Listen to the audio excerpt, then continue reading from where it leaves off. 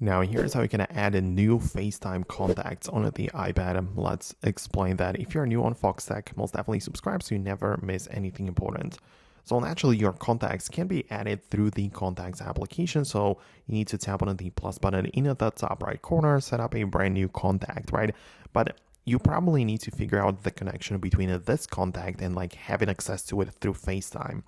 And the issue or the way that it works is that you need to add the phone number or email address which the other person uses with their FaceTime, right? In other ways, you will not be able to just contact them through FaceTime if you don't have their FaceTime credentials.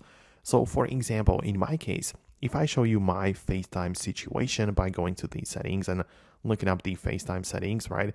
You can see that you can be reached at FaceTime by using this email account, right? So if somebody else would want to add me on their FaceTime into their contacts, they need to add this specific email address to the contacts in order to be able to contact me and call me over FaceTime, because this is my credential, right? This is my account and this is how I can be reached at, right? So that's the important part. You need to know what the other person uses.